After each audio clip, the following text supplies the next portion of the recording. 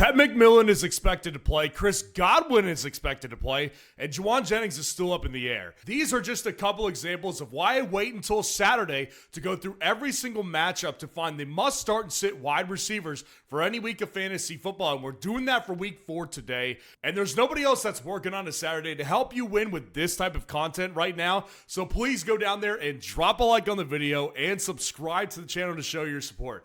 Now, getting into our first matchup, it's the game in Ireland. It's going to be on tomorrow morning. Bottom line, have your lineup set tonight because this game will be happening probably by the time you wake up. And we've got Justin Jefferson in this game against the Pittsburgh Steelers, who I consider on the border of must start. Now, the reason I still consider him a must start is obviously because he's an elite player. Carson Wentz, I think, is a better quarterback for the Minnesota Vikings in general, and particularly Justin Jefferson, than J.J. McCarthy is right now. So I don't worry as much about J.J.'s upside with someone like Carson Wentz as much as I do with J.J. McCarthy. And also, he's taken on a defense that is very injured in the back end. I think it's a matchup that can be taken advantage of for Justin Jefferson, so I will be putting him in my starting lineups. And DK Metcalf is the best flex option, definitely above Jordan Addison, who is making his return. But still, with the Minnesota Vikings this year, it's just really hard for me to see many more options outside of Justin Jefferson to be consistently playable. Being the first game back, we don't know what he looks like this year yet, and it's also with a backup quarterback, Carson Wentz, who, even though I think is fine for Justin Jefferson, I don't see being that great of a quarterback still. So I would definitely play DK above Jordan Addison because DK is still the wide receiver one for the majority of the time for the Steelers. But the reason I say the majority is because Calvin Austin is still involved. I do think that he's someone you could keep an eye on if you're in deeper leagues or if you are ravaged with injuries, which isn't hard to believe already in this early in the season. And nobody else is playable in this game.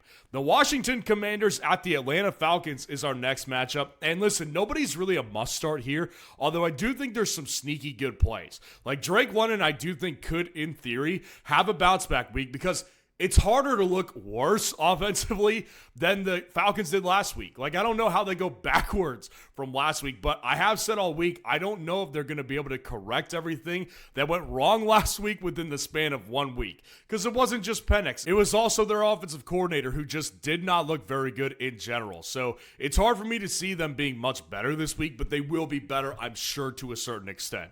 So he's my favorite play of the week in this matchup, but Deebo Samuel isn't that far behind, I wouldn't say, but Deebo Samuel is definitely someone I wouldn't play over London. I said Deebo Samuel was a must-start last week, even without Jaden Daniels, because of the way they would use him in the offense. Well, last week, that did not come to fruition. His usage was very, very down. So I do think Deebo's a little bit of a riskier play this week. Obviously, he's a better option than guys like Luke McCaffrey in this matchup and Darnell Mooney, but Luke McCaffrey is a guy you probably haven't heard much about. I think he's playable. Last week, he got in the end zone for the Washington Commanders, and it's because all their other receivers are out. Terry McLaurin's out, Noah Brown is out, so they're struggling for a wide receiver too in this team. So I think Luke McCaffrey is playable, and someone I would play over Darnell Mooney because, again, that Atlanta offense looked so bad last week that, yes, he's playable, but I just do not have much upside for this offense pegged right now. The Los Angeles Chargers at the New York Giants is our next matchup, and with the change to Jackson Dart, I've said it all week, it's going to be a brutal spot for him to start his career. I don't see it any other way. Like, I do see him struggling. That being said, Malik Neighbors went from high-end flex to must start again. He's on the border for sure. He's in that Justin Jefferson category where it's like, I don't really want to start him, but I feel obligated to because he's so talented, Malik Neighbors is. And he's also just in this position to where, again, it can't get worse with Jackson Dart. I think he'll struggle this week, but I think he'll be able to put up some points against the Chargers because even with Russ in week 2, he dominated. That's because Malik Neighbors is elite, which is why you don't have him on your bench. But Keenan Allen is my favorite of the Chargers bunch this week. And really, I think my favorite for the season right now, followed by Quentin Johnston close behind, and Ladd McConkey not far behind either. I know it's really popular right now to be upset with Ladd, and I get it. The guy was a high-round draft pick, and he's not doing anything right now. But I will tell you this. If you look at what I call bottom-line metrics for wide receivers over on fsroundup.com, our site, by the way, which we developed, and it looks fantastic right now. You won't find a better fantasy site than this right here. You'll see that he's still the leading wide receiver in snap counts and routes run on a weekly basis. Those are bottom line wide receiver numbers that indicates who's the top target in this offense. And by both of those metrics, it's consistently been Ladd. Ladd's breakout is imminent. I'm telling you guys. So I'm not putting him on my bench, but I will say that based on QJ's usage in the offense, he's a better play because he's getting downfield work, and Keenan is getting lots of clutch throws that Ladd used to get last year. And right now I would put Wan'Dale Robinson on my bench just because you don't know what to expect from the Giants offense with Jackson Dart yet. So I would put Wan'Dale on the bench right now. The Tennessee Titans at the Houston Texans is our next matchup, and Nico Collins obviously is a must start, but then you look at the Tennessee offense and it's very tricky to figure out. Like again, look at FSRoundup.com. You'll see that the usage for these two guys is basically identical. It's kind of like a Jerry Jeudy, Cedric Tillman situation over in Cleveland where it's like, who is the wide receiver one? Because everybody tells me all the time, Calvin Ridley this, Calvin Ridley that. Well, I'll tell you this, you've been wrong and I've been right this year. Bottom line, Calvin Ridley has not been very good. And listen, the matchup this week versus a banged up Derek Stingley could be good, but I don't want to trust it because Elick just has more chemistry right now with Cam Ward. So I'll play Elick over Calvin Ridley, but I do think they're both playable, and I'm not playing any other Houston wide receivers. Bottom line being their offense just isn't good. Everything that powers this offense goes through Nico Collins. But I'll tell you this Tennessee wide receiver group, it's the perfect situation to post in FSRoundup.com when you use our start-sit poll system. What you could do is post Elick Aymaner versus Calvin Ridley in our poll system and get live updates and results from everybody else in the community. Also, go vote on other people's polls to go help them out on their start-sit decisions. You're going to get a lot of insight from others if you help others as well. So go vote on polls, go post your own start-sit polls, and get the community's feedback on what exactly you should be doing. And by the way, polling is completely free on FS Roundup. Now, our next matchup is going to be the Philadelphia Eagles at the Tampa Bay Buccaneers, and I think there's two great options here, Emeka Egbuka, and I would actually not say A.J. Brown's that great, but I will say this, A.J. Brown's kind of breaking history here.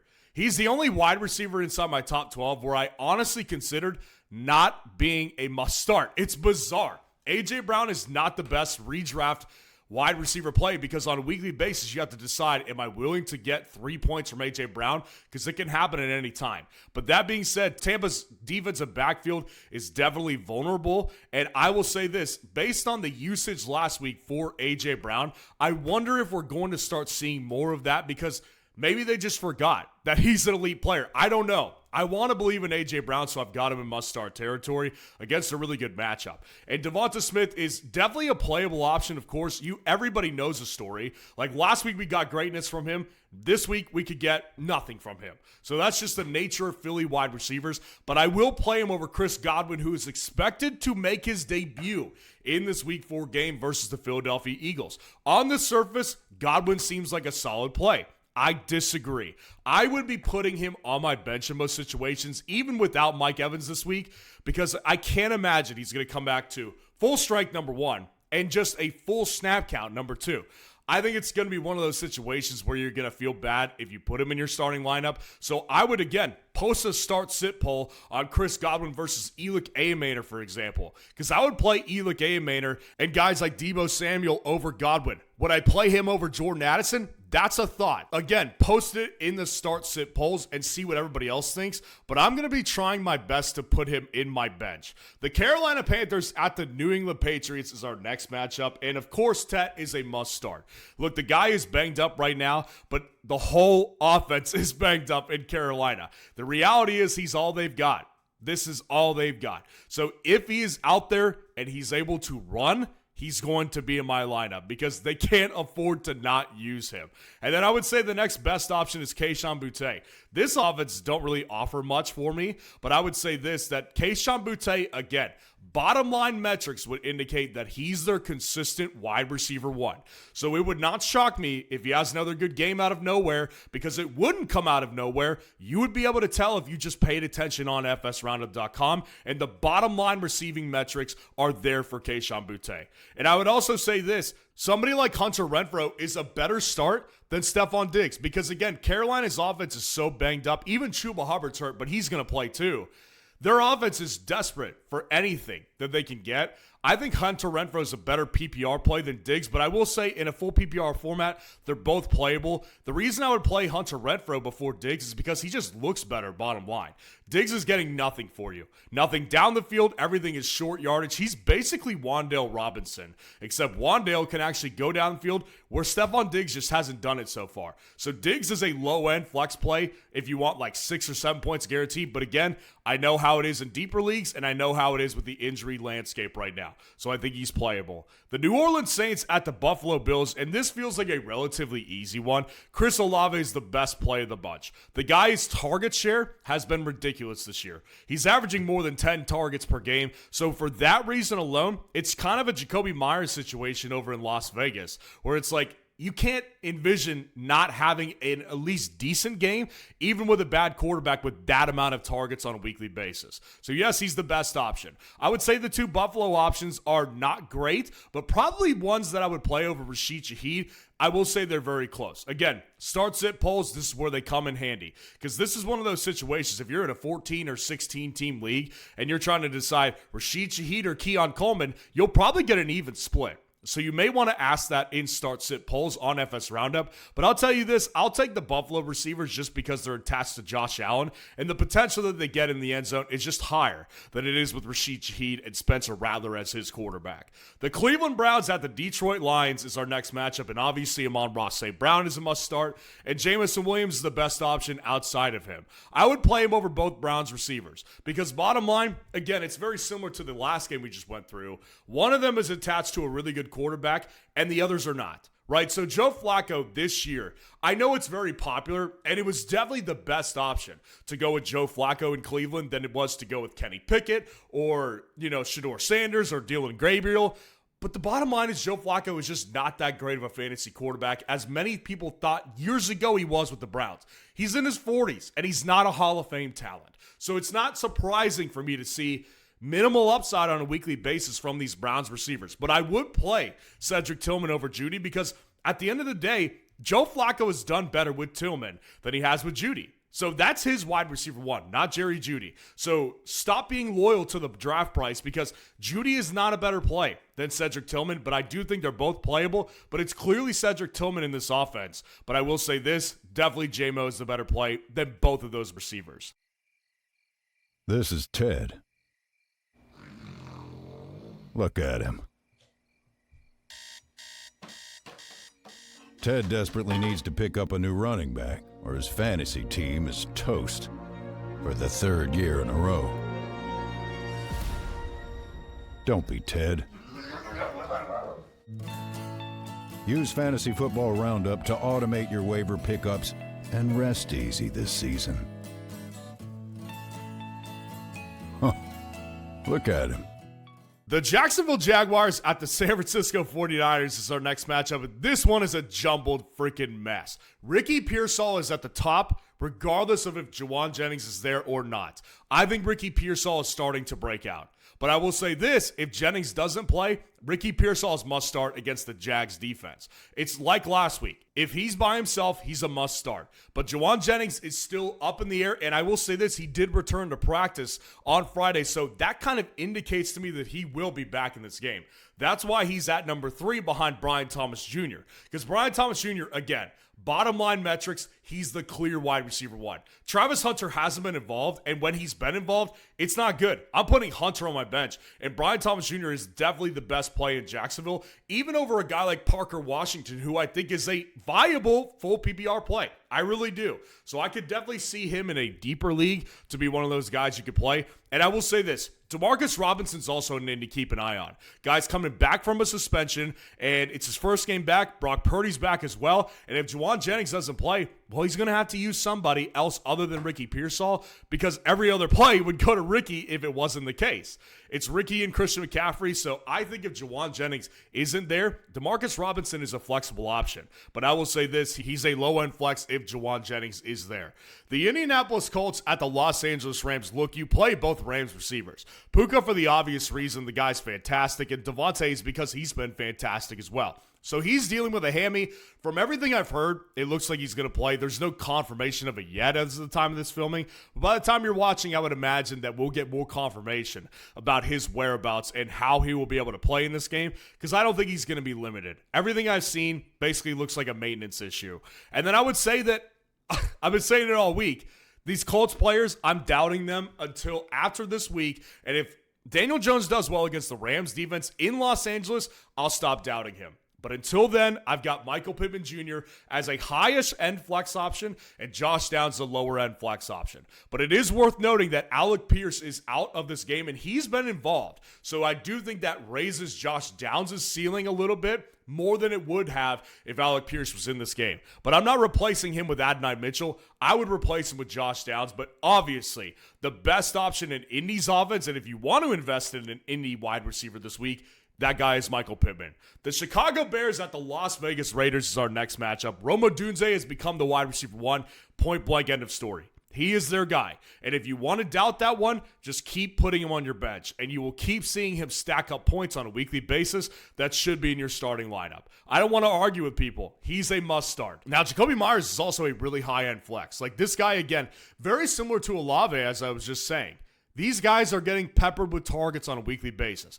Obviously, Trey Tucker, when he scores on every touch he gets, basically, it's kind of hard to have fantasy value for Jacoby Myers, who's not like that. But Trey Tucker, that's not going to be the reality every week. So I do see Jacoby Myers as still clearly the better play than Trey Tucker is. I mean, that's just the reality of the situation. And I would also say DJ Moore is probably a play I would make over Trey Tucker. But Trey Tucker's a fine flex. I mean, the reality with Trey Tucker is that this one is sort of sustainable. Not last week, but the workload has been there if you've been paying attention on FS Roundup and the bottom line metrics over there. He's been involved every single week. So yes, I'd play him over Dante Thornton. I'd play him over Luther Burden, who I actually think was more of a mirage. I think Trey Tucker's was more legitimate, and that's why I would keep him inside of flexible territory, more so on the middle end. I would probably play Michael Pittman over Trey Tucker. I would end up playing guys like Olave over Tucker. I would end up playing Cedric Tillman over Tucker. Like, that's just a couple of examples of how unrealistic it is to expect that type of workload again for Trey Tucker. And not just the workload, the efficiency as well.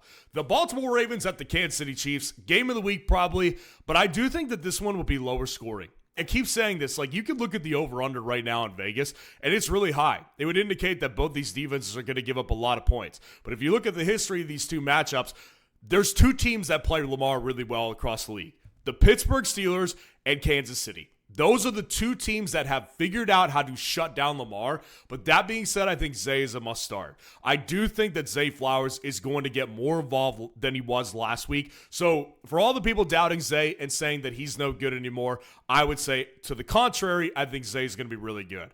And then I would say Xavier Worthy, at one time, I did consider him in this must start, but he's dropped my rankings throughout the week. And it's because he's looking like he's going to be on a pitch count. Like, if you look at everything in depth, it's basically that he's still got something on his arm. He doesn't have full mobility yet. So it's like, it's kind of hard to think that this guy is going to be on point in his first game back with a shoulder injury like that. So I'll put him in relatively decent flex territory, but Tyquan Thornton is someone I would play over Rashad Bateman. Rashad Bateman, people forgot about him the past couple of weeks because Hopkins has been the guy that you've wanted out of Baltimore besides Zay. I don't think that Rashad Bateman is a guy you can count on necessarily. This is more of a deeper league situation if you're just looking for a touchdown possibly. Rashad Bateman just isn't involved enough on a possession basis to be a consistent play at your flex spot in most leagues. But I would say Tyquan Thornton is getting close to that. Look, Hollywood Brown sucks, and Juju Smith-Schuster isn't explosive.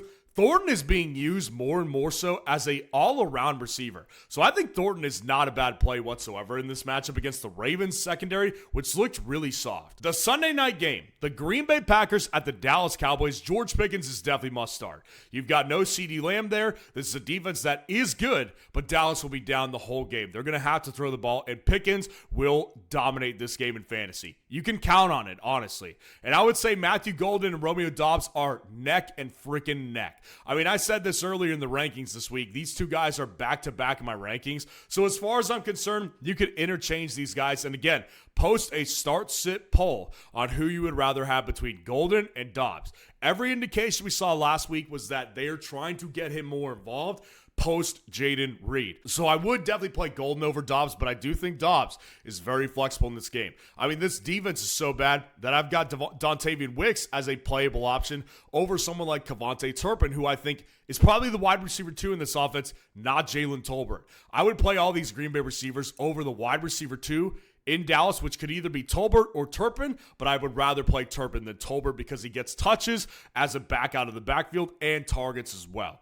Now, our next matchup, one of the Monday night games, which I hate these doubleheaders on Monday night, the New York Jets at the Miami Dolphins. No must starts in here, but Garrett Wilson's the best of the bunch. This guy is just too good, man. He is too good. So much respect for him, but people think I don't like him because of this situation. I like him a lot, and Justin Fields looks like he's going to play. You could take that as a good thing or a bad thing, because he did well last week with Tyrod Taylor, so I don't know how much of an upgrade, if at all, Justin Fields is for Garrett Wilson in fantasy football. I think that Garrett Wilson is just a bottom line elite player in this league who belongs in high-end flex territory because you still can get the week 2 performance, which was very minuscule from him. But I would play him over both Dolphins wide receivers. Tyreek Hill, Jalen Waddle, they're relatively close in my rankings. But I do think that Tyreek Hill, just based on how they're using him and just how he looks, being a more explosive player and being used down the field more than Waddle, is the better play over Waddle. But this matchup is definitely a beatable one. And I would also say this. Keep keeping an eye on Malik Washington of the Miami Dolphins. In week 3 versus the Buffalo Bills, he was involved in that game. And I do think it's worth noting that I don't think that it's impossible that Tyreek Hill gets moved at some point. So keep keeping an eye on him, but put him on your bench for now. And the last matchup of the week, the last Monday night game, is the Cincinnati Bengals at the Denver Broncos. Obviously, this one's a little messy because Jamar Chase, it's so weird to not consider him a must start, but he's not. I mean, this matchup was already brutal against Pat Surtain, the best cover corner in the league, with Joe Burrow, but obviously you take away Burrow, and it's really hard to envision starting him. He's not a high-end flex. I would play guys like Michael Pittman over Jamar Chase. I really would. I really would. I would play Ricky Pearsall. I would play Jacoby Myers. These are all guys that I would play. Start sit polls, utilize them for this one because Jamar Chase is not an easy start. And then T. Higgins and Troy Franklin, both bottom tier starts because T. Higgins, if you want to torture yourself, go ahead and do it. But also, with Troy Franklin, honestly, I would consider him a better play than T if the Bengals offense was better because I think that Troy Franklin can take advantage of this defense, but it is not one of those matchups where I want to take advantage of when I think the Broncos will be killing them the majority of this game. So let me know what your wide receiver room looks like in week 4 fantasy football. And if you want to see the full top 30 wide receiver rankings for this week, click on this video right here.